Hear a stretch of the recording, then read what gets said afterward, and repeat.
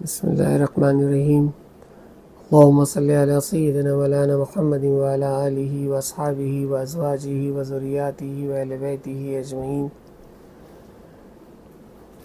محرم الحرام کے خاص ایام چل رہے ہیں، تو انشاءاللہ تعالی العزیز کی جو رات آ رہی ہے عاشورہ کی رات،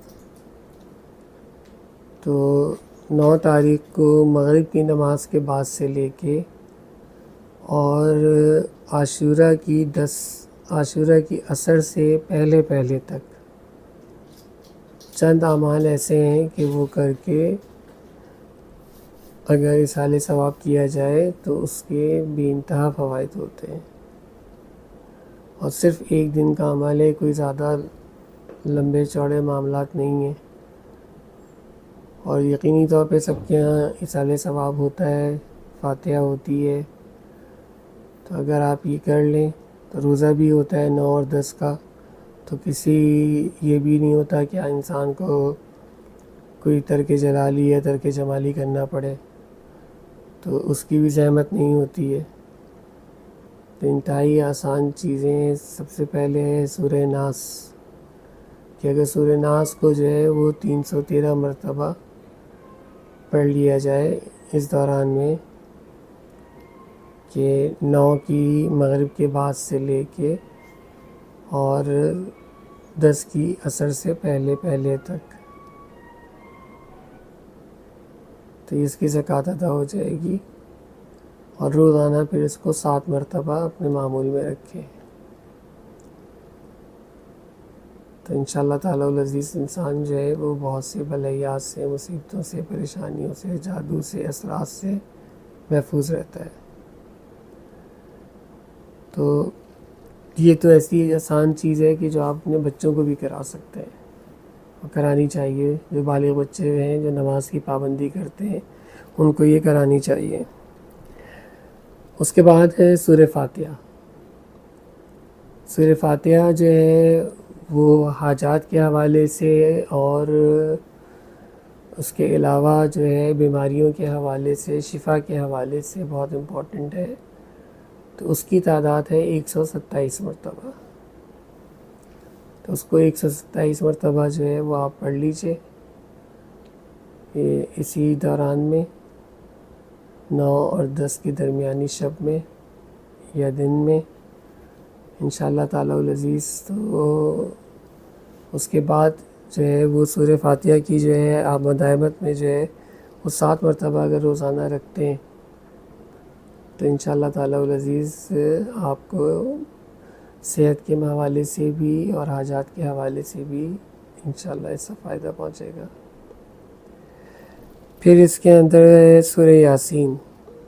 سورہ یاسین کا یہ ہے کہ اگر آپ سورہ یاسین کو 9 تاریخ کی مغرب کے بعد سے شروع کرتے ہیں اور 10 کی عصر سے پہلے تک 72 مرتبہ پڑھ لیتے ہیں تو اس کی زکوٰۃ ادا ہو جاتی ہے،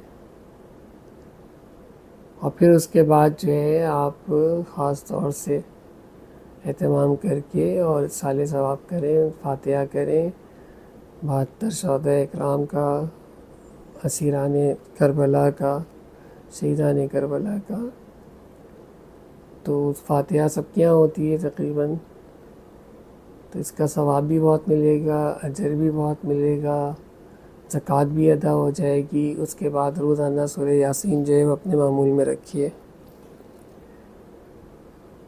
پھر چوتھی چیز ہے اس میں سورہ بنی اسرائیل کی پہلی 2 آیتیں۔ یہ جو پہلی 2 آیتیں ہیں یہ دم کے حوالے سے بہت بہترین ہے۔ اگر کسی کو یرقان ہے یا جگر کے معاملات ہیں، ہیپاٹائٹس کا کوئی مسئلہ ہے، تو اگر آپ اس کو 101 مرتبہ ٹھیک اس دوران میں پڑھ لیتے ہیں، اور اس کے بعد آپ اس کو اپنی مدائمت کے اندر رکھتے ہیں 7 مرتبہ روزانہ، اور پابندی کرتے ہیں، ناغہ نہیں کرتے۔ اب خواتین کی تو مجبوری ہے کہ وہ ناغہ کے دنوں میں اس کو چھوڑیں گی، لیکن اگر آپ پابندی کرتے ہیں تو یہ ان امراض کے اندر دم میں بہت فائدہ کرتی ہیں. خاص طور پہ جگر کے معاملات کے اندر جو ہے وہ بنی اسرائیل کی پہلی دو آیتیں جو ہیں وہ بہت فائدہ کرتی ہیں. تو یہ 9 اور 10 کے 4 اعمال ہیں مختصر سے، اگر آپ کر لیں تو انتہائی بہتر ہے، اور آسان اعمال ہیں، کوئی کثیر تعداد نہیں ہے. اگر آپ کوشش کریں تو یہ چاروں اعمال کر سکتے ہیں، نہیں کر سکتے تو کم از کم اس میں سے کوشش کریں کہ جتنے زیادہ سے زیادہ کر سکتے ہوں وہ کر لیجئے، تاکہ اللہ تبارک و تعالیٰ جو ہے یہ وقت اور یہ موقع جو ہے ہمارا ضائع نہ ہو، اور اس کا ثواب جو ہے وہ بھی پہنچ جائے اور ہمیں بھی فائدہ ہو جائے. تو ہمارا بتانے کا مقصد بھی یہی ہوتا ہے کہ آپ کو زیادہ سے زیادہ فائدہ پہنچے، اور ان تمام چیزوں سے پڑھنے سے یہ ہے کہ آپ کو کسی عامل کے پاس جانے کی ضرورت نہ پڑے، آپ اپنا گھر میں ہی بیٹھ کے جو ہے اپنے معاملات اور اپنے علاج جو ہے وہ کر سکیں. ٹھیک ہے نا؟ تو کوشش کیجئے کہ اپنے اندر اتنی ایبیلٹی اور اتنی، کیونکہ اللہ تبارک و تعالیٰ نے ہر انسان کے اندر یہ ایبیلٹی رکھی ہے کہ وہ اپنی اندر اپنی روحانیت کو اتنا بڑھا سکتا ہے کہ اپنے معاملات کو خود دیکھ سکتا ہے. کوئی ضروری نہیں ہے کہ کوئی دوسرا ہی دیکھے اور بتائے تبھی آپ کو شفا ہوگی. آپ اپنے معاملات خود ہی دے سکتے ہیں، چھوٹے موٹے معاملات تو خود ہی حل کر سکتے ہیں کم از کم. تو یہ چیزیں کیجئے انشاءاللہ تعالیٰ العزیز. اللہ تعالیٰ آپ پہ بھی مہربانی فرمائے اور ہم پہ بھی کرم فرمائے. دعاؤں کی درخواست ہے.